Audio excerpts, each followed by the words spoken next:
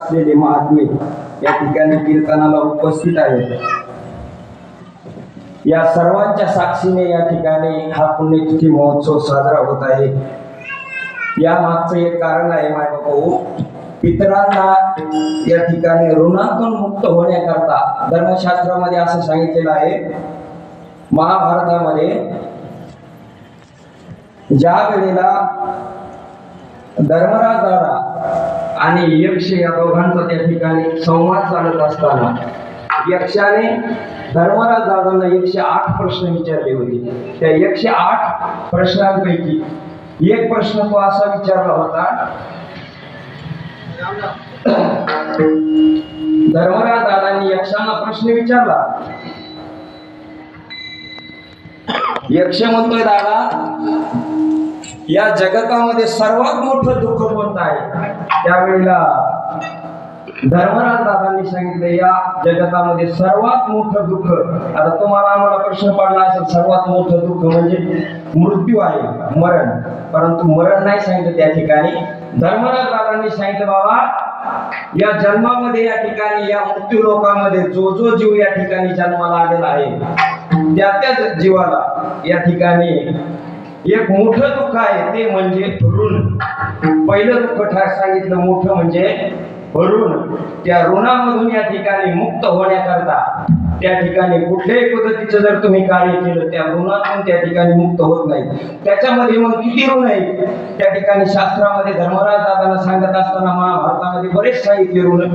तर त्याच्यामध्ये महत्वाचे 3 ऋण आपल्याला या ठिकाणी पाहायचे. एक देवाचं ऋण, एक त्या ठिकाणी संतांचं ऋण, आणि तिसरं म्हणजे आपल्या पितरांचं ऋण, माता पित्यांचं ऋण. पहिलं ऋण कसं आहे माय बाबू, ज्या देवानं आपल्याला या ठिकाणी जन्म दिलाय, जेने हा जीव दिला दान, तयाचे करीन चिंतन, जग जीवन नारायण गायन गुण तयाचे. महाराज म्हणले, अरे ज्याने आपल्याला या ठिकाणी जगतामध्ये जग दाखवले त्या परमात्म्याच्या आपल्यावरती किती ऋण आहे. म्हणून त्याच्या ऋणातून मुक्त होण्याकरता काय केलं पाहिजे? जगजीवन नारायण गायन गुण तयाचे, त्याचे गुण गाऊन त्या ठिकाणी ते ऋण त्या ठिकाणी आपण फेडलं पाहिजे.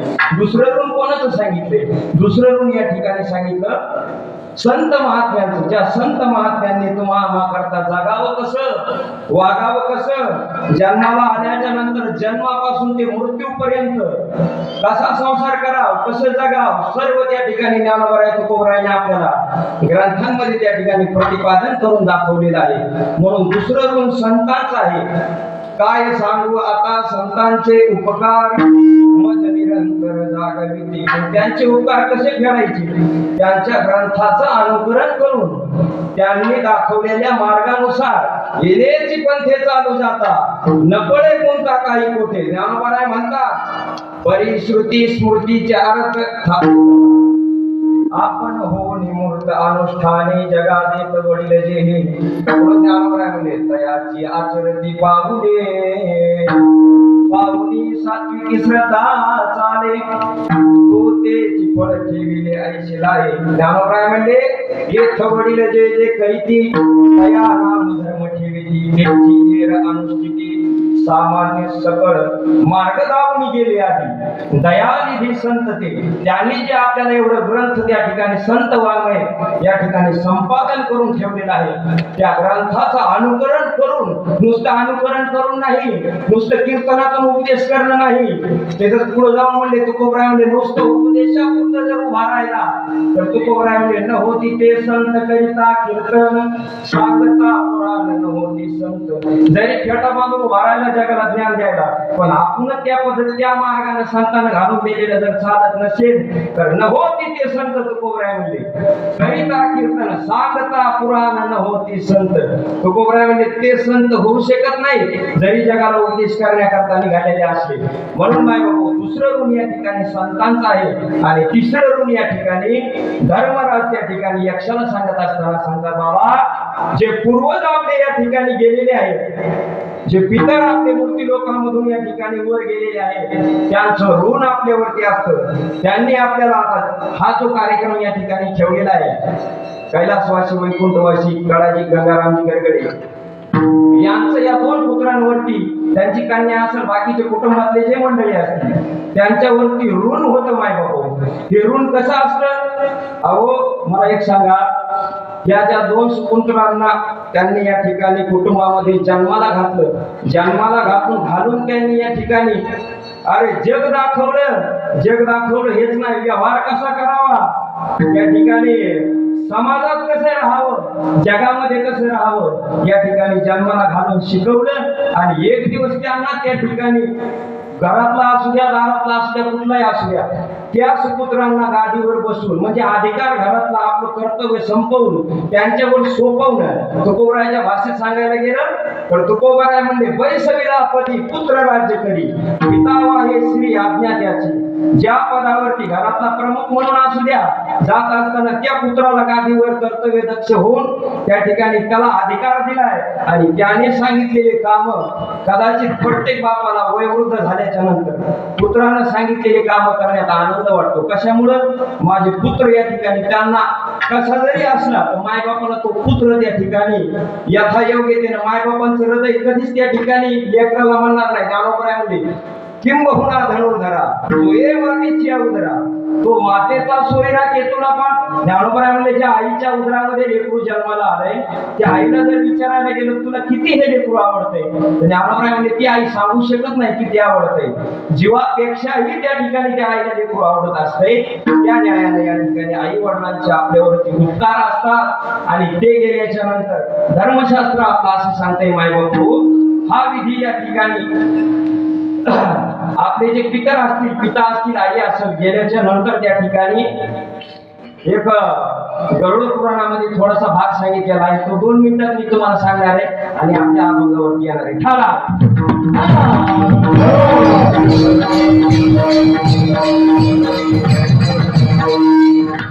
व्यक्ती गेल्याच्या नंतर त्या ठिकाणी 10 क्रिया विधी होईपर्यंत आपण त्या ठिकाणी रोज त्या पितराला पिंड ठेवला पाहिजे. श्राद्धाचा 10 दिवस ठेवल्याच्या नंतर त्या ठिकाणी तो विधी पूर्ण झाल्याच्या नंतर 10 क्रिया विधीचा 1 महिन्याला तो पितर वर जात असतो. वर जात असताना 1 महिन्याला विश्रांती घेतो. गरुड पुराणामध्ये असं सांगितलेलं आहे. आणि 1 महिन्याला विश्रांती घेतल्याच्या नंतर त्याला ती भूक लागलेली असते, म्हणून त्याला हा पिंड प्रत्येक महिन्याला श्राद्ध आपल्याकडून घडलं पाहिजे 1 वर्ष. आणि ज्या वेळेस प्रथम वर्ष श्राद्ध किंवा प्रथम पुण्यस्मरण होईल त्यावेळेस तो जीव त्या ठिकाणी वर जाऊन त्या ठिकाणी स्थित होत असतो. आणि त्याच्यानंतर गरुड पुराणामध्ये असं सांगितलेलं आहे की वर्षामध्ये आपले जे या ठिकाणी पुत्र असतील, कोणी जे असतील, त्यांनी वर्षामधून 3 वेळेस आपल्या पितरांकरता या ठिकाणी श्राद्ध केलं पाहिजे. ठाणा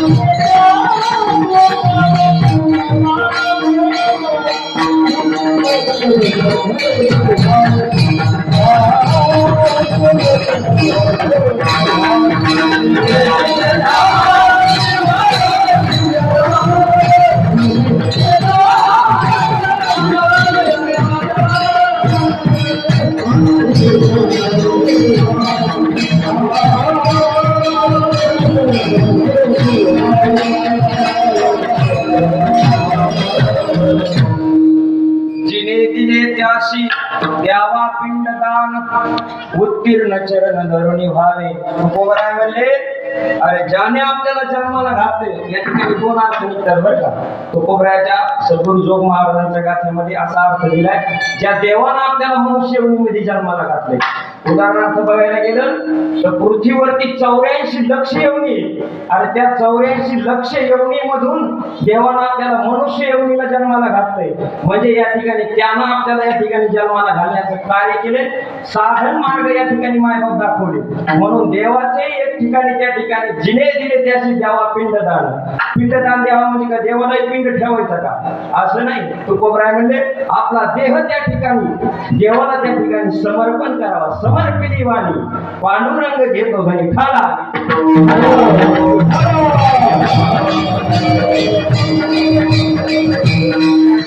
त्या देवाला या ठिकाणी आपला देह समर्पण करावा. आणि दुसरे या ठिकाणी ज्यांनी आपल्याला जन्माला घातले ज्या मायबापाच्या पोटी आपण जन्माला आलो त्यांच्या ऋणातून मुक्त होण्याकरता या ठिकाणी आपण त्या ठिकाणी तो पिंडदान केलं पाहिजे. म्हणून वर्षामधून 3 वेळेस कधी कधी एक पितृपक्षामध्ये एक अक्षय तृतीयाला आणि तिसरं म्हणजे ज्या तिथीला आपले पितर त्या ठिकाणी गेलेले आहेत त्या तिथीला दरवर्षीही आपण म्हणजे अशाच पद्धतीने मोठ्या पद्धतीने नाही थोडासा का होईना छोट्या छोट्या कार्यक्रम असू द्या एक पितर घालू द्या काय जे असेल ते त्या ठिकाणी विधी आपला त्या ठिकाणी झालाच पाहिजे. तिथं त्या पुराणामध्ये असं सांगितलंय मायबापू त्या दिवशी त्या ठिकाणी ते पितर वरून येतच असतात. वरी गरुड पुराणामध्ये सांगितले त्या ठिकाणी आरिमा नावाची देवता आहे तिचं वाहन आहे कावळा.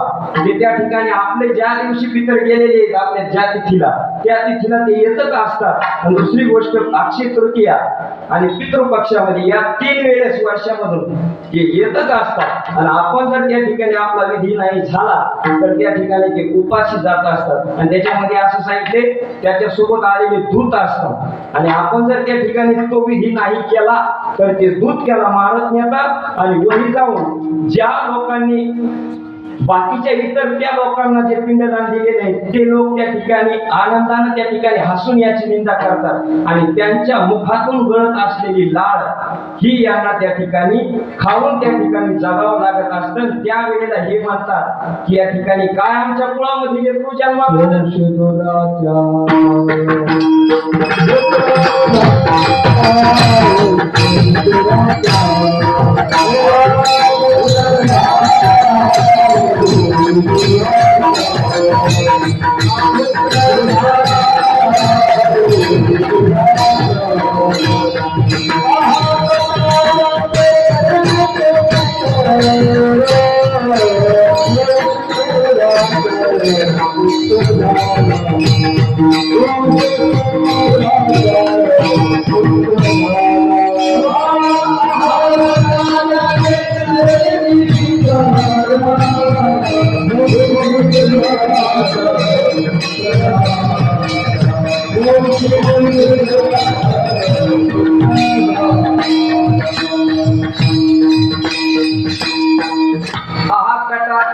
करीती पितर वंशी दुराचारी पुत्र झाला. तुकोबराय म्हणले ते पितर वरून शाप देतात अरे काय मी पाप केला असेल माझ्या पोटाला लेकरू असं आले.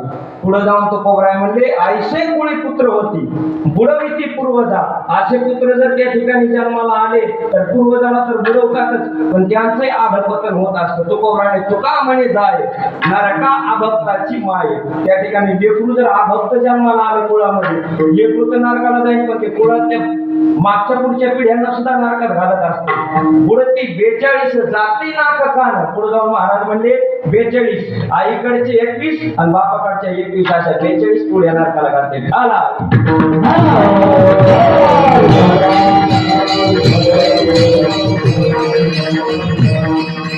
याउलट ज्या पितरांनी ज्या वेळेला जो जो विधी आहे त्या पद्धतीने जर विधी केला तर वर जाऊन हसत त्या ठिकाणी ते पितर त्या ठिकाणी आशीर्वाद देतात.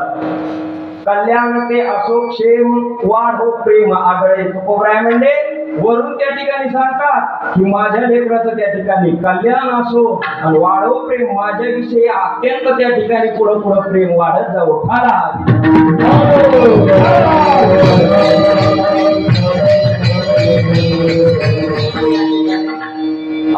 या ठिकाणी नैमित्तिक विधीचा कार्यक्रम या ठिकाणी जो ठेवलेला आहे, आई वडिलांच्या ऋणातून मुक्त होण्याकरता या दोघाही बंधूंनी हा महोत्सव किंवा पुण्यतिथी महोत्सव या ठिकाणी ठेवण्याचं आयोजित केलेला आहे. ज्ञानोबराच्या भाषेत जर सांगायला गेलं तर मायबाप हो, त्या आई वडिलांच्या ऋणातून तर आपण मुक्त होऊ शकत नाही. ज्ञानोबराय म्हणजे सकळ तीर्थाचे धुळे जे का माता पितरे शरीरे लोण कीजे. ज्ञानोबराय म्हणले सर्व तीर्थांचं त्या ठिकाणी तीर्थ असणारे आपले मायबाप आहेत. ज्ञानोबराय म्हणले अरे जोपर्यंत ते मायबाप आहेत, कदाचित तुम्ही देवाला जरी नाही गेले आणि देव समजून त्यांचं जर दर्शन घेतलं तर त्यांच्या ऋणातून तया सेवेशी कीर शरीरे लोण कीजे, त्या ऋणातून मुक्त होता येते.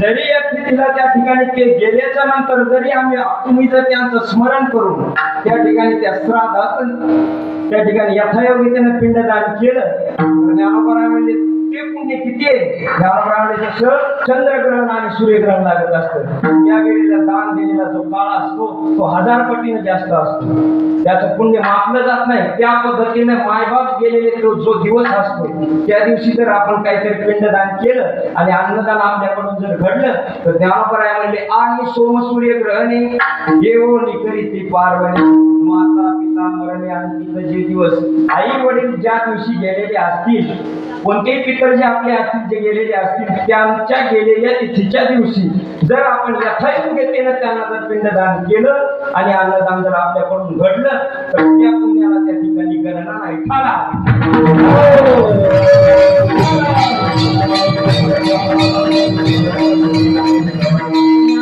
महाराज हे समाजामध्ये लोक जे करतात हे कुठून सुरुवात झाली?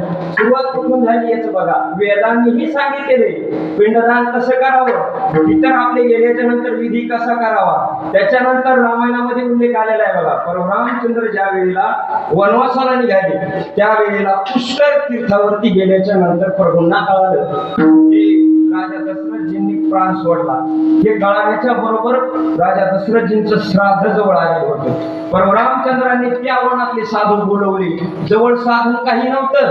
परशुरामचंद्रांनी त्या ठिकाणी कंदमुळं काढली जमिनीतून आणि ते पंगत बसून त्यांना त्या ठिकाणी पंगत घातली आणि पिंडदान करण्याची ज्या वेळेला वेळ आली त्यावेळेला राजा दशरथजी पिंड घेत नव्हती. सीता माता सोबत होत्या. राजा दशरथजी पिंड घेत नव्हते. ऋषी मुनींनी सांगितलं सीताई साहेब तुम्ही थोडं बाजूला जा. सीताई साहेबांनाही कळालं, त्या बाजूला गेल्या आणि बाजूला गेल्याच्या नंतर त्या ठिकाणी राजा दशरथजींनी तो पिंड घेतला. वाल्मिकी रामायणामध्ये सांगितलेले बघा. पिंड घेतल्याच्या नंतर सीताई साहेब परत आल्या आणि परशुरामचंद्रांनी सीताई साहेबाला विचारलं, सीते ज्या वेळेला तू होतीस त्यावेळेला बाबांनी पिंड ग्रहण केला नाही आणि तू गेल्याच्या नंतर ग्रहण केला, याच्या मागचं गुह्य काय? त्यावेळेला सीताई साहेबांना सांगितलं, प्रभू ज्या वेळेला माझे सासरेवरून पिंड ग्रहण करण्याकरता आले होते त्यावेळेला माझी अवस्था माझ्या कुळातील स्त्रीवर या ठिकाणी ही वेळ आली. म्हणून या ठिकाणी अशी वेळ आलेली बघून, वनवास भोगण्याची वेळ आलेली बघून त्या ठिकाणी त्यांनी सांगितलं ह्या पिंड सुद्धा ग्रहण करू नको, म्हणून त्यांनी पिंड ग्रहण केला नव्हता. मी बाजूला गेल्याच्या नंतर त्यांनी पिंडदान त्या ठिकाणी तो पिंड ग्रहण केला. याच्या मागचं मला हेतू तुम्हाला हे सांगायचं आहे की परशुरामचंद्रांनी सुद्धा वनवासात असून बापाचं पिंडदान केलं.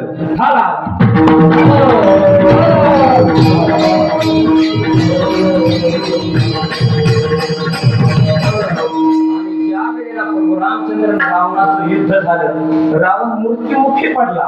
बिभीषणाला पण रामचंद्रांनी सांगितलं विधी जे श्राद्धाचा विधी आहे तो करून घे.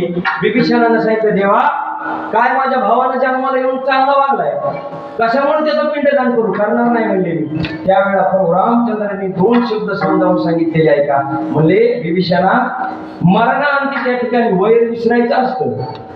आपलं ऋण वैर हत्या हे तो न सुटे नेदिता. तुझा भाऊ आहे ते तुझ्यावरती ते ऋण आहे, तुला तो विधी करावाच लागेल. हे ऋण त्या ठिकाणी वैर तू विसरून जा आणि भावाचं त्या ठिकाणी पिंडदान कर. त्याला विभीषणाने विचारलं देवा हे केल्याच्या नंतर काय प्राप्त होते? त्याला पण रामचंद्रांनी सांगितलं बाबा जर तो आत्मा वर जात असताना तळमळ जर खाली राहिला असेल, सूक्ष्म जीवाने जीव वर जात असतो. आपलं शास्त्र सर्व भरपूर ठिकाणी शास्त्रामध्ये सांगितलेले ज्या वेळेला माणसाचा मृत्यू होतो त्याला सूक्ष्म रूपाने आत्मा वर जातो, पण काही कारणास्तव जीव गुंतलेला जर असेल तर तो खाली राहत असतो. पण तो विधी जर केला परमरामचंद्र विभीषणाला सांगता तर तो खाली तळमळत असलेला तो आत्मा त्या ठिकाणी वर जातो.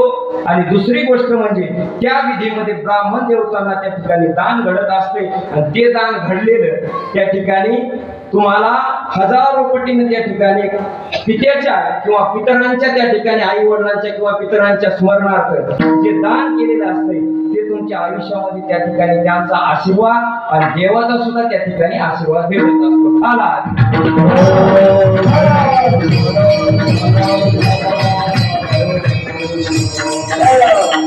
म्हणून या ठिकाणी माय बापो हा जो श्राद्धाचा विधी असतो तो विधी आपल्याकडून त्या ठिकाणी हिंदू धर्मशास्त्र जे सांगते त्या पद्धतीने घडलाच पाहिजे, कोणीही असो त्या ठिकाणी. म्हणून या ठिकाणी महाराजांनी सांगितले बाबा आलिया संसारा उठा वेग करा शरण जाऊ दारा पांडुरंगा.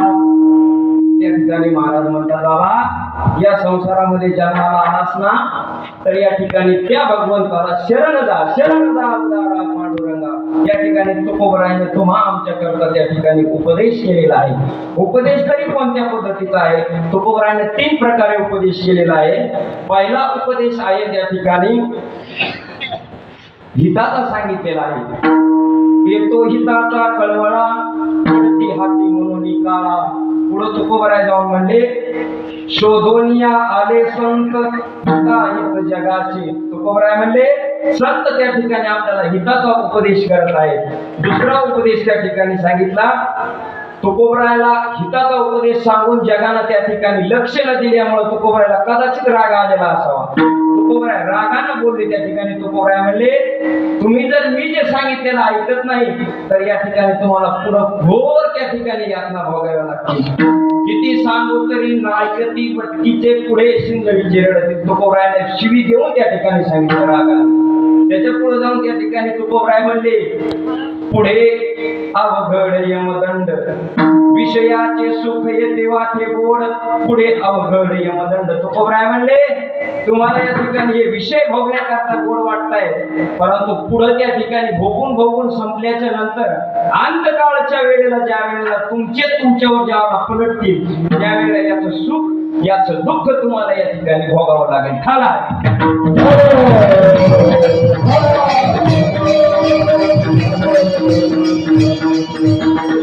त्या ठिकाणी तुकोबरायाने रागाने केला. आणि तिसरा उपदेश तुकोबरायाने त्या ठिकाणी हात जोडून केला. बाबांनो आजपर्यंत झालेलं जाऊ द्या, आजपर्यंत गेलेलं आयुष्य जाऊ द्या, परंतु आता तरी इथून पुढे जागा व्हा. ज्याप्रमाणे एखादा बाप बघा एखादा लेकरू दुराचारी पोटाला जन्माला आलं तर पहिल्यानं समजून सांगते बाळ्या असं वागू नको. आपल्या कुळाला त्या ठिकाणी नाव त्या ठिकाणी खराब होते असं वागू नये बाळा. पण ते सांगून जरी बाळ्या नाही ऐकायला 4 दिवसाला पुन्हा भांडणं आणली. बापाला राग येते काठी घेऊन घरात येऊन काठी मोडूस मारते. पण तिसऱ्या वेळेस त्याच लेकरानं जर पुन्हा केला तर तोच बाप त्या ठिकाणी घरात येते निवांत बसवते खुर्चीवर आणि त्याचे पाय धरते. बापा पाया पडतो तुया, पण आता इथून पुढे तरी मोहनाव खराब करू नको असं त्या ठिकाणी तुकोबराय म्हणतात. बाबांनो करा रे बापांनो साधन हरीचे जनी करणीचे करू नका. तुकोबराय म्हणले हात जोडून सांगतो करा रे बापांनो. जसं तू बाप पोराला म्हणतो बापा म्हणजे त्या ठिकाणी आपल्या बापाची उपमा देतो, तुला मी उपमा देतोय, परंतु इथून पुढे मी तुझ्या पाया पडतो पण असं वागू नको. तसं तुकोबराय करा रे बापांनो साधन हरीचे जनी करणीचे करू नका. इथून पुढे त्या ठिकाणी आयुष्याचा नाश होईल असं त्या ठिकाणी वागू नका.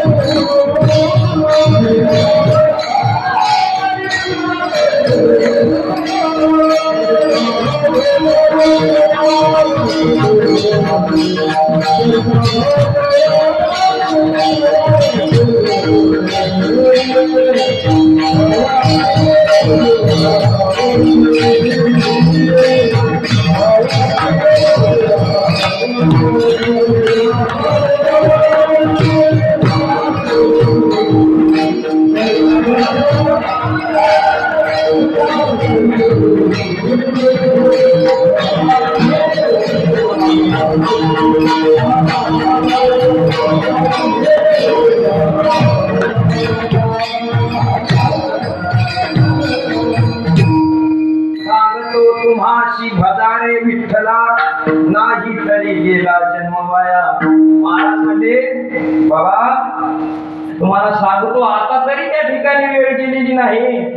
शेवटच्या वेळेला तरी हवा अजमेर मारता मारता नारायण म्हणला देवाला वैकुंठाला नेला. पण चलत चलत आपले लोक असं म्हणतात मारता मारता मेला वैकुंठाला नेला. तसा अर्थ नाही माय बाबा त्याचा. तिनं पूर्वजन्माचं त्याचं पुण्य होतं आणि शेवटच्या वेळेला देवाचं नाव आलं म्हणून तो त्या ठिकाणी वैकुंठाला गेला.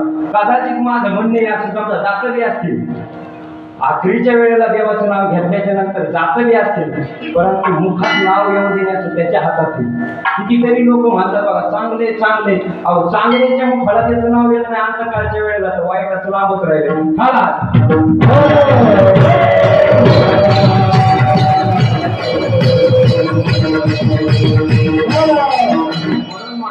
माय बाबा हो आता तरी त्या ठिकाणी जागे व्हा.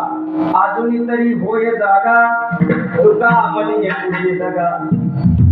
कारे तुमदशी दगडा कैचे हत्ती घोडे वाडा. त्या ठिकाणी माझा वाडा माझं घर माझं शेत माझे पोरं माझी बायको या ठिकाणी सगळं त्या ठिकाणी शेवटी सोडून जावं. पोरात पुढे जाऊन म्हणले नवमास गर्भवासी कष्ट झाले त्या मातेशी तव निष्ठुर झाली कैशी अंती दुरी राहिली. तुकोबराय म्हणले ज्या आईनं जन्माला घातले 9 महिने 9 दिवस पोटात वाढवले. आपण म्हणतो आईचं प्रेम सर्वात जास्त असते परंतु स्वतः भगवंतानं दाखवून दिले. ज्यावेळेला देव त्या ठिकाणी यमुना डोहामध्ये कालिया डोहामध्ये उडी मारली सुद्धा माता थांबत आली. मला जगायचंच नाही मला जगायचंच नाही. डोहाजवळ आली पाया गुडी मारायचा ती वापस पाय घेतला आणि माग सरकू लागली. तो कोबराय म्हणले मागे सरे माय पावला पावली आपुलेची धाके धाय अंग. माग सरकली काय देवाची माय असणारी पुरली नाही तर मग तुमच्या आमचं नाम सोडून द्या ठाला आली.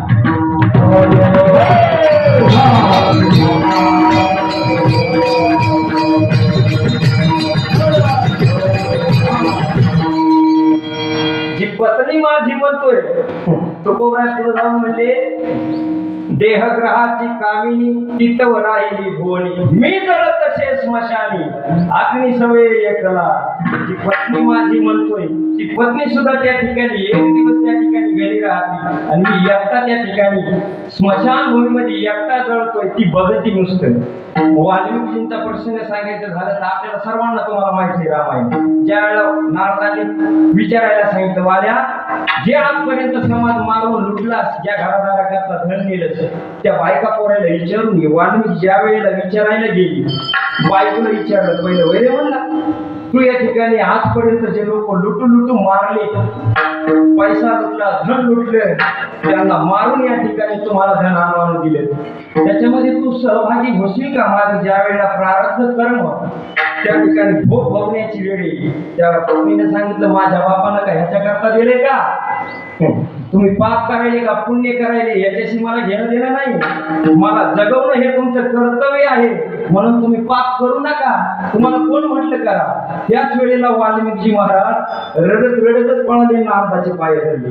बापरे म्हणजे ज्यांच्या करता आयुष्यभर लोक मारू मारू धन लुटून आणून दिले ते शेवटी म्हणले तुम्हाला कोण म्हणले असं करा. म्हणून हे समाज त्या ठिकाणी तुकोबराय म्हणले देहग्रहाची कामिनी तिथवर राहिली भुवनी मी जळत तसे स्मशानी अग्नी सवे एकला ठाला.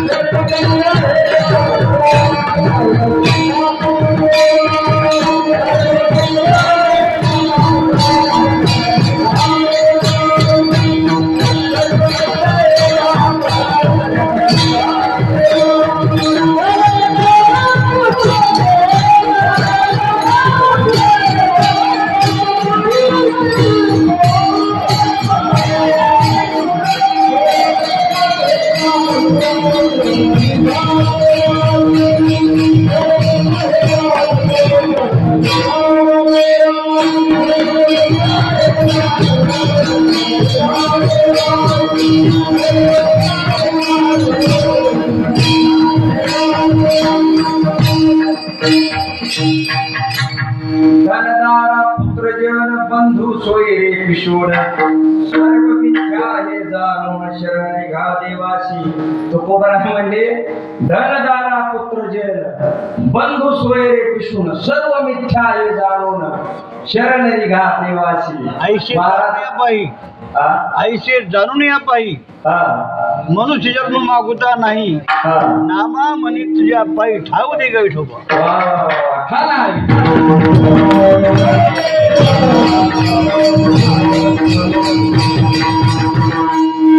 सुरुवातीला ज्येष्ठ श्रेष्ठ महाराज म्हणले महाराज आज आम्हाला या ठिकाणी मी असं म्हणू इच्छितो आपण वैकुंठवासी मोठे बाबा मारुतराव महाराज यांना आपण पाहिले नाही पण त्यांच्या सहवासामध्ये एक ज्येष्ठ श्रेष्ठ जे महाराज मंडळी राहिले कदाचित ते बोलत असताना आज आपल्याला असं वाटतंय की आम्ही त्या ठिकाणी मारुतराव महाराजांचे शब्द ऐकतोय.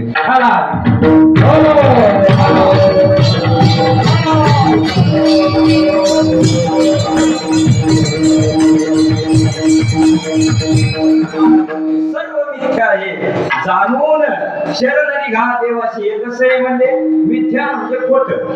याच्या जे आपण घुटमळत बसलेलो आहोत ते कसं आहे खोटं आहे. जसं ज्ञानोबरामध्ये स्वप्न पडलेलं खरं असतंय का खोटं असतंय. ज्ञानोबरामध्ये संन्यासी उन्हाळ्यामध्ये फिरला लग्न करीत म्हणजे लग्नाला जा उपस्थित राहू लग्न करीत नाही म्हणायचं मला. म्हणजे ज्यानं सांगितलं त्यांच्या लग्नाला जायचं अक्षता टाकायच्या फिरून फिरून एक दिवस रात्री झोपला स्वप्न पडलं. स्वप्नामध्ये लग्न झालं संसार झाला. ज्ञानोबराची उभी बरं का. ज्ञानोबराय म्हणले त्या संन्यासाचं लग्न झालं आणि लग्न झाल्याच्या नंतर त्या ठिकाणी पोरं बी झाली त्याला लगेच स्वप्नात होत असते. मुलं झाले 2 मुलं झाली. लहान जरा लहान होतं मोठं बाळ बरेच दिवस झालेले होते त्याला. मग पत्नी म्हणली जा म्हणली लहानाला जरासं आणा. बाहेर गेले फिरत ते लहान नाही त्याला कळत नाही. मग संन्यासी त्या खाटावरून उठला आणि झोपेतच पळू लागला लहान पोराला आणायला. पळता पळता बाहेर आला पाट्यावर आला आणि समोर नाली होती. जे पलटलं तसंच मुंडक्या सगळं नालीमध्ये पडला. नालीमध्ये पडला ओरडू लागला गाव जमा झालं लोक जमा झाले. महाराज म्हणले झालं काय. काहीच नाही म्हणलं नालीत पडलो. म्हणले कस काय पडले. पोरानं पाळलं स्वप्नातच होता तेव्हा कोण्या पोरानं म्हणले लहान्यानं. मोठं बरे म्हणले पण लहान जरा खराब आहे म्हणले. लहान्यानं पाळलं लहान्याच्या मागं पळू लागलो. मग लोकांना आंघोळ पाणी आणलं आंघोळ घातली घाण धुवून काढली. म्हणले महाराज झालं काय. म्हणलं कुठं काय झालं. तुम्ही म्हणले ना लहान्या पोरानं पाळलं. मला नाही म्हणजे तुम्ही आता म्हणले त्या मला नाही. मला स्वप्न पडलं होतं. मग मला लोक म्हणले महाराज तुम्हालाही स्वप्न पडते का असे. ज्ञानोबराय जैसे स्वप्नी परिवराजे आपण पया आपण कुटुंब होईजे मग तयाचे धावीजे मोहे सैरा. पुढे जाऊन ज्ञानोबराय जैसे स्वप्ना माझी देखीजे ते स्वप्नीचे साचा बजे मग ते होण्या पाहिजे तव काही नाही. पुढे जाऊन ज्ञानोबराय म्हणले त्या ठिकाणी ज्ञानोबराय म्हणतात बाबा जसं हे स्वप्न खोटं आहे तसा हा संसार त्या ठिकाणी भासलेला आहे तुम्हा आम्हाला. जसं म्हणले शिव जन्माचा राजा होता पुढे एक दिवस उगाच त्याला खिचविण्यासाठी गेलं. मला काय सिंह झाला तुम्ही जन्माचे राजे पण दुसरा एक सिंह आलाय तुमच्यासारखाच. ते म्हणते मला बी इथला राजा व्हायचे. त्याला मारणार आहे म्हणला मी आणि मी राजा होणार आहे. असं कोणा म्हणला. कोणी खतरनाक असते कोणी लावून देणारे असते भांडण. मग सिंह ह्या सिंहाने शांत बसायचं नाही. मी राजा आहे म्हणल्यावर कशाला दुसरं भानगडीत पडायचं. हे म्हणला कोण येते बघू दे मला. कोण चांगलाच होतं. कोण म्हणला चला त्या हिरीमध्ये बसलेला आहे म्हणला. कुठेही म्हणला हिरीमध्ये. मग ह्याला ते ना त्या कोल्यानं सिंहाला हिरी कशी नेलं आणि हिरीमध्ये पाणी होतं. याला म्हणला ते म्हणाले थांबा वर येणार आहे. याला मारून त्या ठिकाणी मी जंगलाचा राजा होणार आहे. मग त्या सिंहाला कोल्यानं आणलं पाणी खाली दिसू लागलं. सिंहाला म्हणला बघा ते मला दिसते. मग सिंह मध्ये बघू लागला हिरीमध्ये आणि विहिरीमध्ये बघून आता विहिरीत काय दिसणार पाण्यामध्ये त्याच चित्र त्याला दिसू लागलं. त्याच चित्र दिसलं मग हे येडं त्याला भुललं. वरचा सिंह त्याला म्हणतंय भैरे तू राजा होणार आहेस का? माझा हेनं पांजा उचलला होता, ते खालचा बी पांजा उचलला ना, आता पाण्याचं प्रतिबिंब ज्ञानोबर आहे म्हणले हेनं पांजा उचलला की त्यानं पांजा उचलला. मग याला वाटतं खरंच मला यायला करा, जी उडी मारली पाण्यात बुडून गेलं. ज्ञानोबर आहे म्हणले जैसा कुहा आपणची बिंबे, जैसा कुहा आपणची बिंबे. ज्ञानोबर आहे म्हणले त्यानं कुहा म्हणजे विहिरीमध्ये आपलंच प्रतिबिंब बघितलं, त्याला भुलला आणि त्याला मारायला निघाला आणि आपणच मेला ठाला.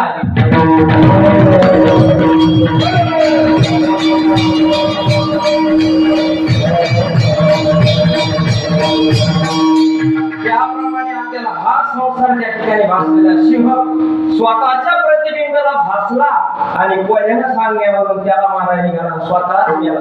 महाराज म्हणले आपणा घात करू, शत्रू झालो मी दावेदार, आपणच गुंततो ह्याच्यामध्ये आणि आपलाच घात करून घेतो. त्याप्रमाणे पुढे ज्ञानोबरायनं सुंदर दृष्टांत दिला बघा. बाईनं मालकाला सांगितलं म्हणजे जा बाजारात त्या ठिकाणी सामान घेऊन या साखरपती. पण मालक घोडा होता, मालक घोडा होता म्हणला मी वापस येईल का इथं? ती म्हणली येतात वापस. नाही म्हणला मला वाटलं मी येईल म्हणून. मग ही म्हणली तुमच्या पायाला दोरी बांधते, येतात तुम्ही वापस. दोरी असली पायामध्ये की समजा तुम्ही हातपणे नाही आणि दोरी तुटली की तुम्ही हातपणे याला बाजार केला, घरी येऊ लागला. तेवढ्यामध्ये गारव्याचा खेळ चालू होता वाट्यामध्ये. गारव्याचा खेळ चालू होता, त्याच्यातला साप पळाला आणि डोक्यामध्ये पळाला. हे पळायला गेलं, डोक्याने त्या दोऱ्यावर पाय गेला, दोरा तुटला. दोरा तुटला, निघाला आडायला मोठ्याला लढाय. मी हरपलो, मी हरपलो, मी हरपलो. लोक जमा झाले, मूर्ख आम्हाला इथंच घरी येतो. पण नाही म्हणला मी हरपलो, मी हरपलो. घरून जाऊन त्याच्या पत्नीला सांगितलं. ते म्हणले की मी हरपलो हरपलो. म्हणले तुम्ही जा आणि त्याला घेऊन या. ही बाई गेली आणि गेल्यावर त्याला असंच हलू लागली हाताला धरून. मालक मी आले चला म्हणली. माझं घेणं ओळखाव का नाही? हे म्हणला बाई तुम्हाला कुठेतरी पाहिल्यासारखं वाटतंय मी.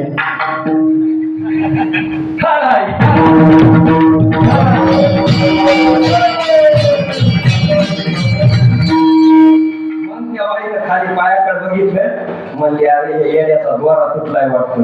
मग द्वारा बांधला की लागला उद्या मारायला. मी गौसलो, मी गौसलो, मी गौसलो. ज्ञानोबा काय म्हणले का कवने एको भ्रमरेपणे मी तो नव्हे गा चोरलो, ऐसा नातीला छंदू अंतकरणे घेऊन ठाकी. ज्ञानोबा म्हणले एकच म्हणला मी हरपलो हरपलो. दोरा बांधला की मला मी गौसलो गौसलो. आता तुमचं आमचं ऐका. आयुष्यभर मी हरपलो मी हरपलो. जेव्हा घरचे काढून देते तेव्हा मग मी गौसलो मी गौसलो गौसलो. आला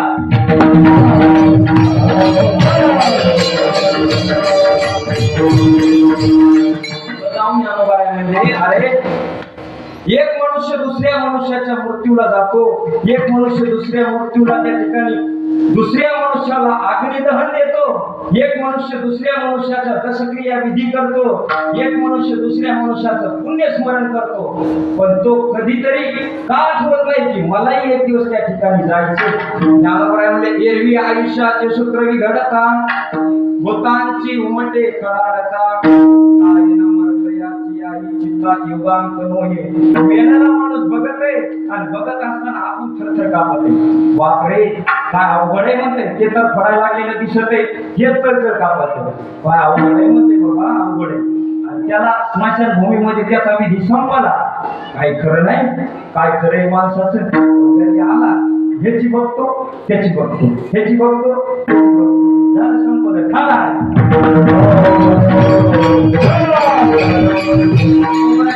एक पहा कसा एकाची धरणी सावध त्यागुणे गारे नव्हा. तुकोबरा म्हणजे अरे आता तरी जागे व्हा. सावध झालो हरीच्या आत्मजागरण.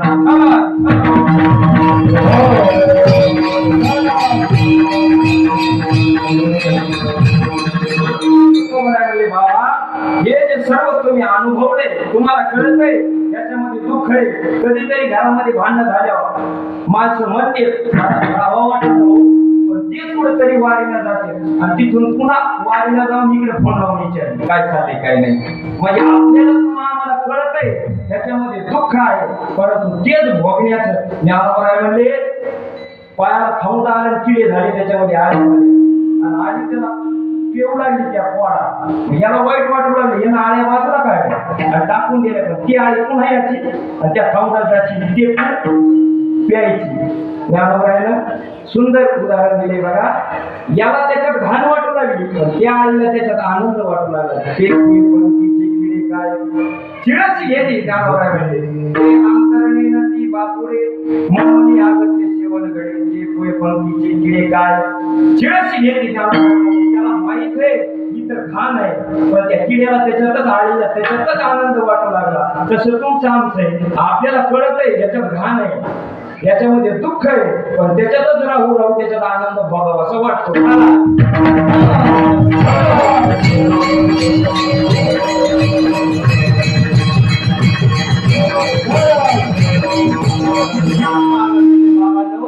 आता तरी सावध व्हा आणि जो आपल्याला जन्म मृत्यूच्या दाढे तो सोडवणार आहे त्याला त्या ठिकाणी शरण जा.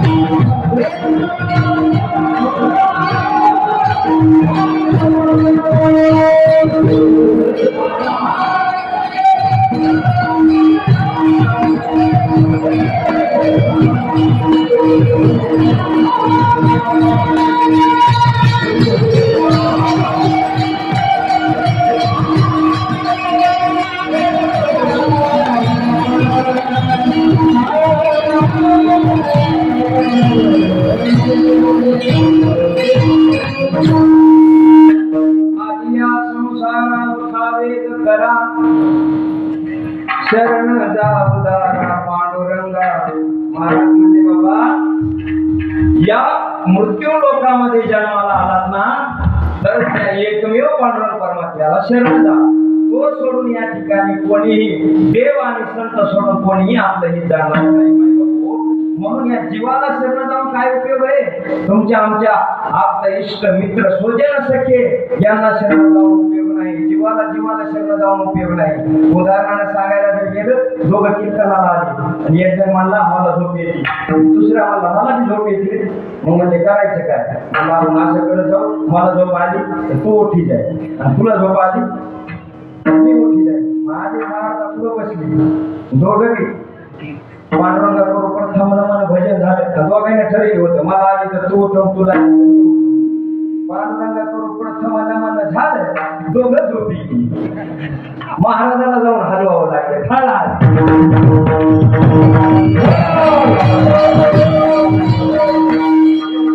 सांगायचं झालं तर जीवाला जीवाला शिरलं जाणं. दोघंही झोप गेली. पंढरपूरला वारकरी गेला आणि पाकीट हाणलं चोराईने. पाकीट हाणलं म्हणून दुसऱ्याकडे गेला. मग दुसऱ्याला म्हणला आई 100-200 रुपये तरी गावाकडे जातो ते द्यावं लागते. ते मला झालं काय? मला मग पाकीट हाणलं. मला तुमचं पाकीट हाणलं तुम्हाला खिसा असेल.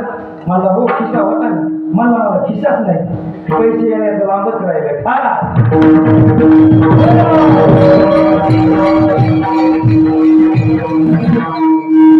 उदाहरणार्थ सांगायचं झालं त्याला तरी खिसा होता त्याचे पैसे हाणले याला खिसाच नव्हता. म्हणजे जीवाला शिरणं जाऊन तुम्ही आम्हाला एकमेकाला शिरणं जाऊन कुठल्याही प्रकारचा लाभ होणार नाही. म्हणून एक तर देव संत या भागात दर्शवलेला आहे त्या भगवंताला शरण जा. त्या ठिकाणी तुमच्या या ठिकाणी आलिया संसारात उठा वेग करा. वेग करा म्हणजे कशामुळे वेग करा? तुकोबराय म्हणजे बाबा अरे घेतलेला घास तोंडात टाकलेला तोंडाचा चावूल मध्ये जाईपर्यंत सुद्धा त्या ठिकाणी मनुष्याचं खरं नाही. ग्रास घेऊन सत्ता हाती नाही. तुकोबराय म्हणजे क्षण भाऊ रहे जाय न कळता. अरे ग्रास घेई सत्ता घास तोंडात टाकलेला मध्ये जाईपर्यंत सुद्धा आपली सत्ता नाही. म्हणून आपण म्हणत असतो बघा आता बाहेर गेले होते हो गेले बाहेर काय माणूस होता आता इथून गेलो आपल्यापासून. अरे इथून गेला नाही घास महाराजांना एवढं पुढचं लिहून ठेवले बघा. तुम्ही आम्ही म्हणतोय म्हणून महाराज जे संत महात्म्यांनी आज तागायचे वाङ्मय निर्माण केले त्या पद्धतीने आपल्या या ठिकाणी वर्तमान काळामध्ये सर्व त्या गोष्टी घडायला सर्व अनुभवास येत आहेत. परंतु काही मूर्ख लोक त्याच्यावर विश्वास ठेवत नाही.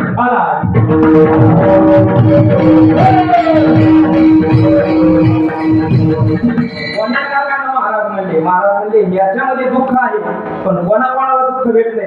महाराजांना देवापासून तर तुमच्या आमच्यापर्यंत दुःख भरलेले आहे.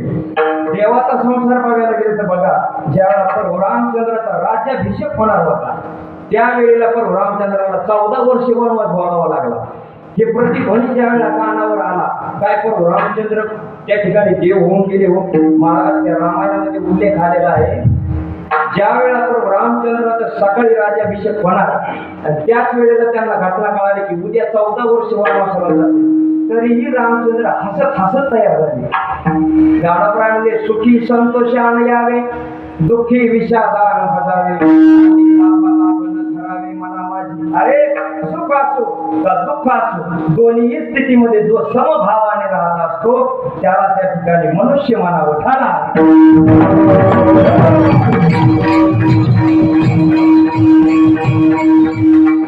ज्यावेळेला प्रभू रामचंद्र वनवासाला गेले सीतामातेचं हरण झालं त्यावेळेला रावणानं सीतामातेला नेलं त्यावेळेला प्रभू रामचंद्र धाय मोकळून वनामध्ये रडू लागले. वनांतरी रडे महाराज म्हणले ऐशी पुराणी पवाडे. अरे पुराणांना सांगितलं वनामध्ये प्रभू रामचंद्रांना रडावं लागलं. हा प्रभू रामचंद्राचा त्या ठिकाणी संसार झाला. संत महात्म्यांचा कसा दुःख रूप आहे. तुकोबराय म्हणले आमचा संसाराचं काय सांगू त्या ठिकाणी. संसाराचा धाक निरंतर आम्हाशी मरण भले परी काय अरे आम्हाला मरण भलं पण एवढा संसाराचा त्या ठिकाणी कंटाळा आलेला आहे. कंटाळा म्हणजे तरी काय तुकोबरायचा संसार का दुःखाचा होता का महाराज. संसार 2 पद्धतीचा आहे. ज्ञानोबारांनी सांगितलं आकाश पजणे आणि निमणे हे सांगू जे कामाने तो जीवन मी म्हणे. संसार उपजणे आणि मरणे हा एक संसार आहे आणि आपण जन्माला येतो मुलं बाळ हे जो संसार थाटकर नाही हा एक संसार 2 अर्थाचा संसार आहे. मग तुकोबरायचा का संसार दुःखाचा वाटत काय. जिजाबाई लोक म्हणते शिवा देत होत्या महाराजाला भांडत होत्या. कोण म्हणले. अरे विचार करा तुकोबरायच्या चरित्रामध्ये बघायला गेलं तुकोबरायच्या आधी जिजाबाईला देव भेटलेला आहे. ज्यावेळेला जिजाबाई भाकरी घेऊन महाराजाच्या भंडाऱ्या डोंगरावर जात होत्या त्यावेळेला देव महाराजाला दर्शन देणे अगोदर जिजाबाईचा येऊन काटा मोडला होता. देवानं गुराख्याच्या रूपात येऊन दातानं काटा काढला होता. दातानं स्वतःचे भट त्या ठिकाणी पायाने भरून घेतला होता. एवढा जिजाबाईचा अधिकार होता. मग तुकोबरायचा संसार दुःख रूप आहे का. नाही. तुकोबराय म्हणतात जन्माला येणे मरणे, जन्माला येणे मरणे हा संसार आम्हाला त्या ठिकाणी दुःख रूप वाटतंय. म्हणून जेव्हा आम्हाला जन्म आणि मरण आम्हाला या ठिकाणी नको. पुढे जाऊन महाराज म्हणले बीज भाजून केली नाही आम्हा जन्म मरण नाही. आणि त्या ठिकाणी जसं भाजलेलं बी शेतात नाही पुढं पाण्यात जरी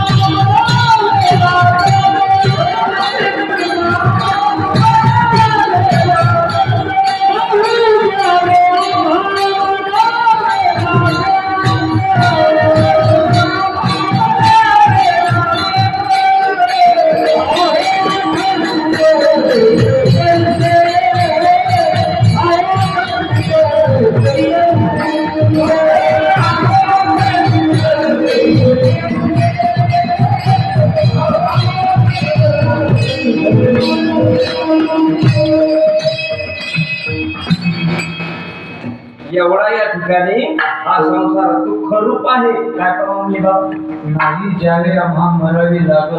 नाही ज्यावे आम्हा मरावे लागल. हो अखंडित जैसे अहो अखंडित जैसे. अखंडित म्हणजे काय? खंड नाही, आम्हाला येणंही नाही आणि जाणंही नाही. एकदा त्या ठिकाणी प्राप्त झालो देवाच्या स्थितीला की त्या ठिकाणावरून पुन्हा तुमच्या या ठिकाणी मृत्यू लोकांमध्ये येणं नाही.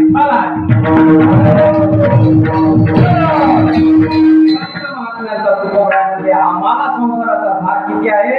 मरण भले परी काय अवकाळा. संतांचाही संसार दुःखाचा आहे, देवाचाही संसार दुःखाचा आहे. तुमचा आमचा तर बघायचं काम नाही. देवाचा दुःखाचा झाला, संतांचा दुःखाचा झाला तर तुमचा आमचा काय घेऊन बसले? आपल्या सगळ्यांचं काय कार्याने खसखस झाला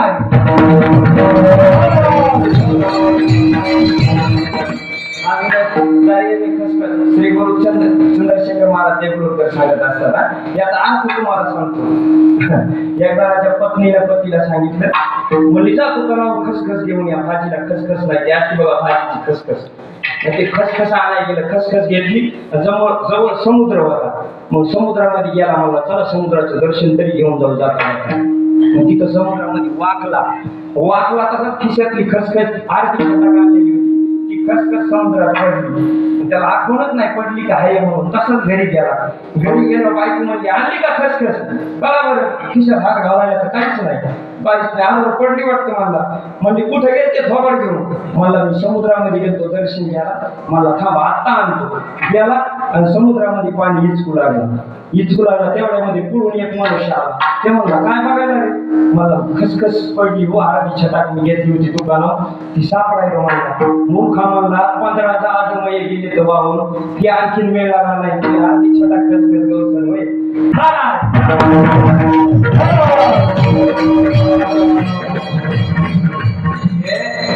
श्री गुरु देगलूरकर महाराज सांगत असतात. म्हणून तुम्हाला सांगितलं मला सांगायचे माय बापू देवाचा संसार दुःखाचा झालाय, संतांचा संसार दुःखाचा झालाय. मग तुमचा आमचा काय घेऊन बसले? तुमचं आमचं बघायचं कामच नाही महाराज. बघा तुमचं आमचं सांगायला गेलं तर लग्न झाल्या काय संसार असते? थाटामाटात वाढलेला असते. बायको म्हणते जेवायला चला ना. तेच पुढच्या वर्षामध्ये बघायला गेलं तर खातं नाही का? हे शब्द येतं. ते तिसऱ्या वर्षात जर बघायला गेलं टोपल्यात हाय ठेवल्यानं गिळा घेऊन हाताला. मग हे म्हणते वारी कवा निघणार रे या वर्षीची?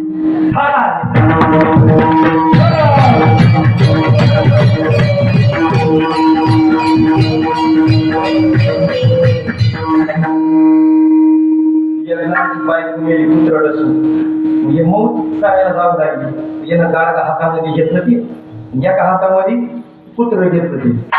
जे पुत्र डसून बायको मेली होती ते पुढून एक जण आलं. ते म्हणलं पुत्र काय म्हणून आला? ह्याच्या माग 100 जण उभे होते. लोक मड्या मागे चलन गेले. ह्याच्या मागे 100 जण उभे होते. मग ते पुढचा आल्याला म्हणलं हे पुत्र काय म्हणून आला? याला हैसा काय सांगत मला अरे येड्या या कुत्र्याचे किती उपकार आहेत माझ्यावर. ते म्हणला काय झालं ते कुत्र डसलं म्हणून म्हणला बायको मेली म्हणून म्हणला आता मी ठरवलं या कुत्र्याचे माझ्या एवढे उपकार आहेत मरेपर्यंत मी या कुत्र्याला सोडणार नाही. मग ते म्हणला हे कुत्र डसलं कीच बायको मरायली का. मग ते म्हणला हो.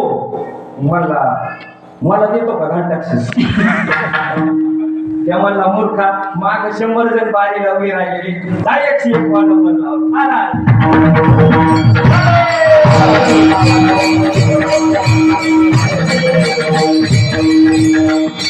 असा तुमचा आमचा संसार आहे महाराज. एक जणाची बायको 10-12 वर्ष लग्नाला झाली.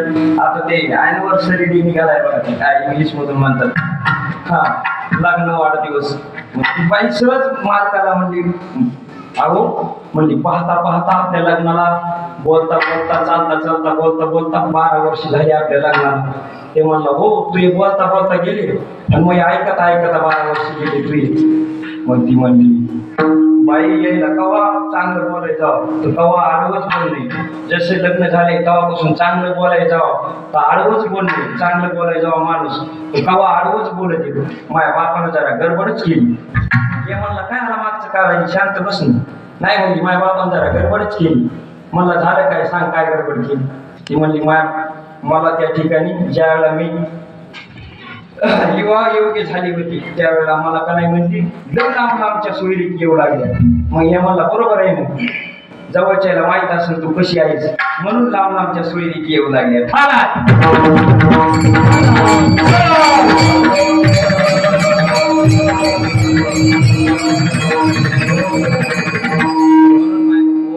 आमच्या संसाराचा जर या ठिकाणी आढावा घ्यायला गेलं तर या ठिकाणी तुमचं आमचं बी तेच आहे.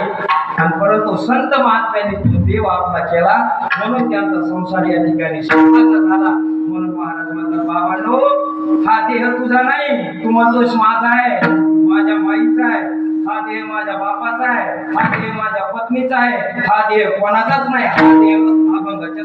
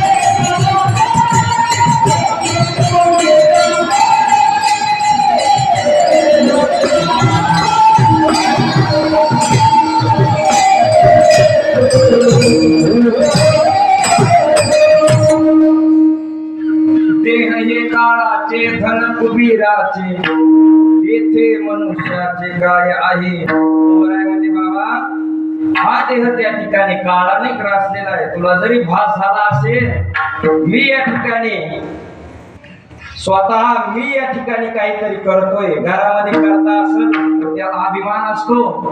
मी हे म्हणून घर आहे, मी हे म्हणून गाव आहे, मी हे म्हणून सगळे हे. परंतु या ठिकाणी तो कोबराय म्हणले हा अभिमान त्या ठिकाणी येऊ देऊ नका. येथे याची सत्ता काय आहे? तुकोबराय म्हणले देह हे काळाचे, धन कुबेराचे. आणि हे जे धन आहे त्याच्यावर जे तू त्या ठिकाणी समाजामध्ये सत्ता गाजवतोय, त्या धनाचं काय घेऊन बसलास? हे जे शेत आहे, हे जे वाडा आहे, तुझ्यासारखे 100 येऊन गेले आधी. बाप गेला, आजा गेला, प्रमाणे भरपूर आहे. आजा गेला, पंजा गेला, बाप मसना गेला, देखत देखत नातू बंधू तोही तैसा झाला. महाराज म्हणले आजा गेला, पंजा गेला, बाप मसना गेला, देखत देखत नातू बंधू तोही तैसा झाला.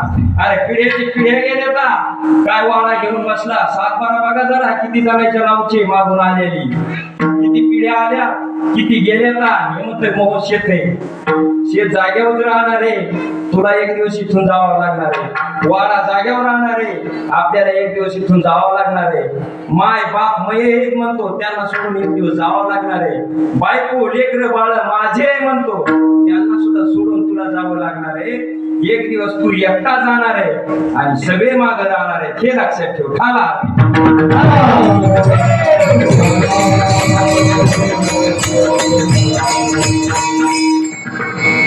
दिवस शिष्य गुरुजीकडे राहिला आणि गावाकडे विद्या ग्रहण करून गेला. सगळ्या ग्रंथाचं ज्ञान संपादन केलं. पण संसारामध्ये असा कुंगला 10-15 वर्षी गेलाच नाही गुरुच्या भेटीला. बायको लग्न झाले, मुलं बाळ झाली आणि दर्शनाला एक दिवस गेला गुरुच्या. गुरुजी म्हणजे काय बाळू म्हणला, अरे 10-15 वर्ष झालं कोण सुद्धा बघा गुरुचं दर्शन भेटायला पण आलं नाही. दर्शन राहू दे बरं बाजूला. म्हणला काय करू गुरुजी? बायको मुलं बाळ आई वडील आता म्हणतात बाळा बरेच वर्ष राहिला गुरुजीकडे, पण आता इथून पुढे तुझ्या आधाराची आम्हाला गरज आहे. आता आमचा आधार त्या ठिकाणी तू आहेस आणि आता आम्हाला इथून सोडू नकोस. त्यावेळेला गुरुजी म्हणले बाळा अरे हे सगळं खोटं असतंय. बघा 15 वर्ष शिकलेला शिष्य ज्यानं सगळे ग्रंथाचा आढावा घेतला होता. माणूस जर त्या ठिकाणी मोह नाही सुटला, माया जर याच्यातली नाही सुटली, महाराज म्हणले अरे तुमचं आमचं काय घेऊन बसले या मायेनं देवादिकांना त्या ठिकाणी मोहन टाकलेले. इंद्रचंद्र को क्या क्या भैया सबको मालूम है, नारद की तो भई नारदी ऐशी 90 गाजी. देवादिकांना मायेनं सोडलं नाही. तर ते म्हणला गुरुजी असं कसं बोलता? म्हणला बायको त्या ठिकाणी मी गेल्याशिवाय जेवण करीत नाही. म्हणले बर. म्हणले माय बाप पाणी सुद्धा पित नाही तुम्ही घरी गेल्याशिवाय. बर. म्हणले बाळू ही खोटं असतंय रे, ती काही नसते. म्हणलं असं कसं बोलता गुरुजी तुम्ही? म्हणले बरं प्रयोग करून बघू आपण. म्हणजे तू माया कशी एवढा दिवस राहिलास, एक मायासाठी नाटक कर. म्हणले घरी त्या आजारी पडल्याचं नाटक कर आणि मरण्याचं नाटक कर. म्हणजे बेसूट पडल्याचं. मी येतो म्हणले बरोबर टायमाला. हे गेला घरी. आज्ञा म्हणून आज्ञेचं पालन गुरुच्या घरी गेला. आजारी पडण्याचं नाटक केलं. पहाटे 6 वाजता बायको उठवाय गेली. बेसूट पडला मेल्यासारखा. बायकोनं हांबरडा फोडला. मायबाप जमा झाली, गल्ली जमा झाली, गाव जमा झालं. पाहुण्या रावण्याला फोन लावली. गेला म्हणून पाहुणी रावणी आली. उचलला तेवढ्यात ते गुरुजी आले. थांबा म्हणजे काय झालं काय झालं. मग तेवढ्यात आता मेलेल्या बाळाच्या आजा आजी माय बाप पत्नी धाय मोकलून रोड लागली. आजी म्हणते गुरुजी ते यम म्हणली चिठ्ठी कुठे इसरला मही माया नाताला नेलं. मायासारख्यानं रिटायर झालेल्याला काय करायचं होतं या घरामध्ये बिनकामेला? मला कामून नाही गेलं. आजा म्हणाला गुरुजी मग काय काम होतं? पोरग जरा येडसर होतं म्हणून म्हणलं होतं ही संपत्ती नाताच्या नावानं करून द्यावं आणि आपण मुक्त व्हावं. त्या यमानं मला तरी कामून नाही नेलं. बाप म्हणला गुरुजी मी तर काय गोळाच होतो, मला तर काही कळतच नव्हतं. त्या यमानं मला जर नेलं असतं तर किती बरं झालं असतं. माय म्हणली गुरुजी एका माईचं दुःख काय असतं एकूण गेल्यावर हे तुम्हाला सांगायची काय गरज आहे. गुरुजीच्या सुद्धा नेत्रात पाणी आलं महाराज. आणि पत्नी म्हणली गुरुजी आता पांढरं कपाळ घेऊन कुठं जाऊ मला सांगा आता तुम्ही. त्याला गुरुजी म्हणले थांबा थांबा काहीच करायची गरज नाही. म्हणजे एक मायापाशी औषधी म्हणजे गुरुजीनं दूध काढलं ग्लासभर आणि त्याच्यामध्ये औषधी टाकली. काय औषधी? साखर पिठी साखर टाकलेली. म्हणजे हे औषध जे पिईन ते या ठिकाणी मरण आणि बाळूची चित्ता होईल. बोला पाहुणे मंडळी आलेले म्हणजे कोण पेही पाहुणे म्हणजे थांबा कोण कोण आले बघतो. बाहेर गेले गाड्या काढल्या निघाले गेले पाहुणे तर गेले. मग आजी नाही आडू लागली गुरुजी ते येऊ ही चिठ्ठी कुठे विसरला. गुरुजी म्हणले आजीबाई पहिल्यानं आल्या तुमचा आवाज नाही आलता मला. मग म्हणले काय जाऊ दे आता तुमचं शरीर संपलेलं घ्या येत होते. म्हातारी म्हणजे जोगड्या मी आणखीन काळा काळा हरभरे फोडते मला मारायला बसलास का काय. गुरुजी म्हणले तुम्ही मागाशी म्हणून आला ना. ती म्हणली नाही लाडावर लागत असते निमताला. मग म्हणले बर आजोबा घ्या म्हणले मग आता तुम्ही. आजा म्हणला गुरुजी नातू हुशार होता नातू तर गेला पोरग येड आहे मीच एकटा घरात शहाणा आहे म्हणून मी इथं राहिलंच पाहिजे. आजा बाजूला निघाला बापावर येड आली. बापाला म्हणले घ्या तुम्ही म्हणलेले मी येडा मुळा आहे घरामध्ये. मला गुरुजी सगळे घरातले शहाणे मी एकटाच येडा आहे एखादा येडा असावं घरामध्ये सगळ्याला सांभाळून घ्या. माईवर येड आली. माय म्हणजे गुरुजी मला दुसरी बी लेकरं आहेत दुसऱ्याच बघायचंय. पुन्हा घरामध्ये सगळा कारभार बायाचा सगळा कारभार बायाकडेच आहे. मला लोक गृहमंत्री म्हणते मला हे पद कसं सोडताय. माय सुद्धा बाजूला निघाली महाराज. मग म्हणले बाई पुढा बाई तुला आडू लागलीस पांढरं कपाळ घेऊन कुठं जाऊ गुरुजी. म्हणजे मग आता घे काय जाऊ दे जाय त्याला हो द्यायची तर. म्हणजे गुरुजी बाबाच्या इथं जाऊन तसंच मरण पण हे औषध पेणार नाही. गुरुजी म्हणले कोणीच पेणार नाही का. म्हणले कोणीच पेणार नाही. मग हे बाळ्या ऐकू लागला त्याचं थरथर कापायला. म्हणजे थांबा बाळू म्हणले माझ्यापाशी 15 वर्षे राहिला होता त्यानं खूप सेवा केली माझी म्हणून म्हणले मी तरी काही एकटा आहे म्हणले गोसाई मीच पेतो या औषध. वा वा वा वा बाचा म्हणला गुरुजी जगाच्या कल्याणा संतांच्या विभूती तुम्हाला काय करायचे राहून म्हणजे घ्या या औषध. अशी जंक्शन समाधी मानतो म्हणले माझ्या रानामध्ये कळस सोन्याचा बसलो म्हणले तुमच्या मंदिराला. वा वा आनंद झाला सगळे हसायला लागले. गुरुजीनं ते औषध पिलं काय औषध बघलं पिठी साखर टाकली दूध पिलं गुरुजीनं. नाटक बघायचं होतं कोण कोण आहे. मग गुरुजीनं औषध पिलं. मग लोक आनंदानं बघू लागले. कोणाकडे लोक कोणाकडे बघू लागले कोण उठतंय बघू लागले. बाळू बघायला गेली लोक महाराजाकडे बघू लागले गुरुजीकडे. गुरुजी कवा मरत आहे बाळ्या कवाची तवा पण गुरुजी कवा मरत आहे बघू लागले. पण गुरुजीनं ते औषध पिलं गुरुजीला काय झालं नाही. गुरुजी म्हणजे उड बाळ्या. बाळ्या उठला. बाळ्या उठल्यावर म्हणतात जे हरे येतो म्हणले आता मग काम संपलं. गुरुजीचे पाय धरले. गुरुजी नाही म्हणलं इथं राहणार नाही आता. म्हणजे काय झालं लेकरं बायको पोरं सगळे नाही म्हणलं बाळ आहेत म्हणला महाराज म्हणला हे गुरुजीचे हात धरले निघाला गुरुजी सगळं. मग आजी म्हणून राहिले बाळ्या पुढे चालला आमचं कसं होईल. त्याची आजी मग म्हणला काय नाही हरभरे आणतो की लुक्ष तुला खाला. मुलाजी ना हरभरे फोडते निघाला काढा खाला.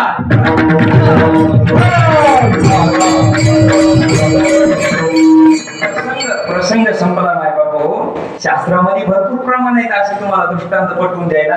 परंतु मला एवढंच सांगायचे अंतकाळच्या वेळेला आई पुरली नाही भगवंताची आई पुरली नाही तुमचं आमचं काय घेऊन बसले. म्हणून त्या ठिकाणी महाराज म्हणले हा देह त्या ठिकाणी काळाचा आहे. त्या काळाने आपला देह या ठिकाणी ग्रासलेला आहे. म्हणून देह हे काळाचे धन कुबीराचे. धन धन काय करीत बसतोस हे धन जाग्यावर राहणार आहे. तुला ते धन एक दिवस सोडून जावं लागणार आहे. येथे मनुष्याचे काय आहे. आणि पुढे जाऊन महाराज म्हणतात देता देवविता देता देवविता येथे त्याची सत्ता काय आहे. महाराज म्हणजे देणाराही तोच आहे. देताना जन्म देणं दिलाय आणि नेता नेविता नेणाराही तोच आहे. येताने काय चिंती नव्हती एखादी अंगावर येताने तसा लावला होता जातानाही तसाच जाणार आहे. म्हणून त्यानं तुला जसं जन्माला घातले त्याच्या हातामध्ये आहे. तो कितीतरी म्हणायला लागला मी आहे म्हणून आहे. एक म्हातारी म्हणली मी हे म्हणून गाव चालते. मायापाशी कोंबडी सकाळी पहाटा आठतात तो कोंबड्याचा दृष्टांत आहे. तो कोंबड्याचं प्रमाण आहे. महाराज म्हणले म्हातारी म्हणली हो कोंबड पहाटे 4 वाजता आढळते म्हणून गाव उठते. मग बाया संग भांडण करायची गल्लीतल्या बाया म्हणायच्या तू नाटक चालले म्हणजे म्हातारीचे हो कोंबड आहे म्हणून पहाट होती मग कोंबडा आढळते म्हणून उठायचे कामाला लागते. एक दिवशी म्हणली यायला उठून देणार नाही सूर्यच उगू देत नाही.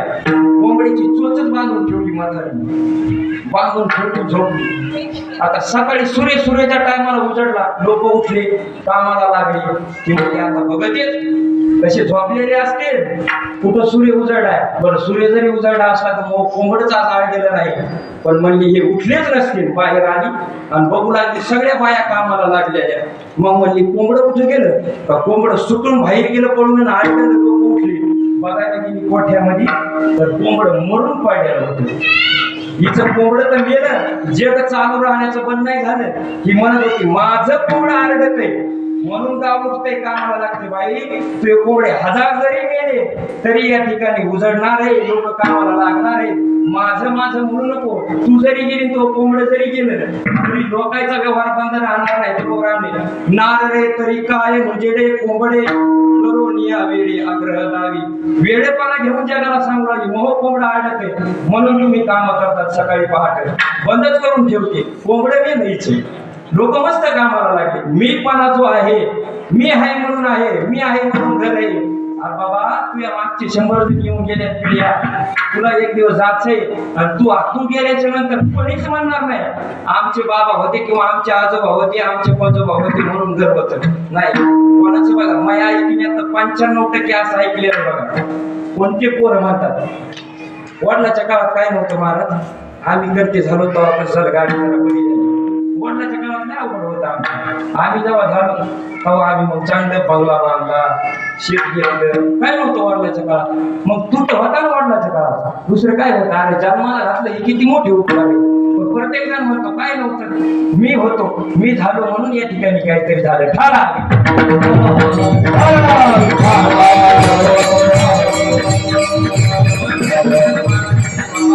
देता देवविता नेता नेविता. येथे याची सत्ता काय? महाराज म्हणले अरे तुझी सत्ता इथं नाही.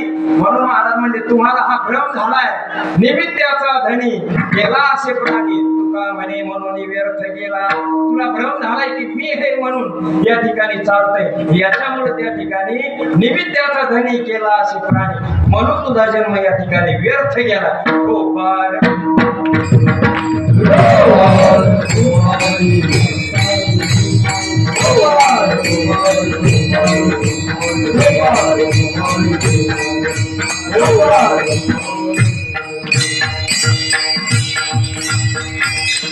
आधी या संसारात वेग करा, शरण जावदार पांडुरंगा. देह हे काळाचे धन कुबेराचे, येथे मनुष्याचे काय आहे. देता देवविता नेता नेवविता, येथे त्याची सत्ता काय आहे. देह हे काळाचे धन कुबेराचे, येथे मनुष्याचे काय आहे. निमित्ताचा धनी केला असे प्राणी, तुका म्हणे म्हणून व्यर्थ गेला. देह हे काळाचे धन कुबेराचे, येथे मनुष्याचे काय आहे. आज या ठिकाणी काळाजी गंगारामजी गरगडे यांच्या पुण्यतिथीच्या निमित्ताने या ठिकाणी हा जो कार्यक्रम ठेवलेला आहे, 2 सुपुत्रांनी त्यांच्या संतोष काळाजी गरगडे आणि शंकर काळाजी गरगडे या 2 सुपुत्रांनी त्यांच्या आजपर्यंत आम्हाला त्यांनी या ठिकाणी जन्म दिला, लहानाचं मोठे केलं या आणि सोडून गेल्याच्या निमित्ताने या ठिकाणी हा जो त्यांचा धर्मशास्त्राने दाखवून दिलेला विधी आहे, त्या विधीच्या योग्यतेनुसार या ठिकाणी त्यांनी हा जो पुण्यतिथी महोत्सव आहे त्या ठिकाणी करण्याचं आयोजन. त्या निमित्ताने सर्व त्या ठिकाणी ज्येष्ठ श्रेष्ठ भजनी मंडळ, गायनाचार्य, बाहेर गावून आलेले पाहुणी भजनी मंडळ, त्या ठिकाणी मृदंगाचार्य, गावातील उपस्थित असलेले सर्व महाराज मंडळी यांच्या चरणावरती आणि ज्ञानोबराय तुकोबरायांच्या चरणावरती नतमस्तक होऊन सेवेला या ठिकाणी पूर्ण विराम देतो. ज्ञानेश्वर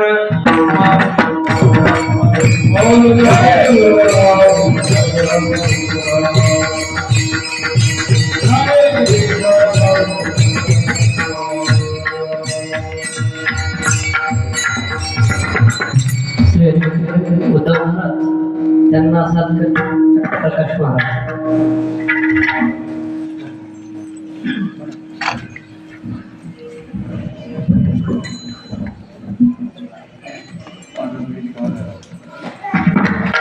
नैवेद्याचा धरणे विलास